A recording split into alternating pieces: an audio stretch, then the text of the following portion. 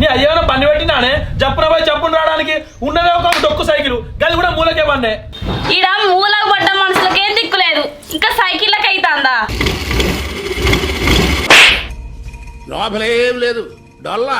అయినా నా రాజుపాడుగాను మీ అన్న నన్ను చూసుకుంటానికి వచ్చినప్పుడు మీ అన్నం చేసుకున్నా అయిపోవు, మేడం ఇద్దలల్లో తిరుక్కుంటుంది నువ్వు. ఇప్పుడు నీకేం తక్కువైంది? మేడం ఇద్దరు లేకపోతే చిరంజీవి అంటే మొగడు వచ్చింది నీకు.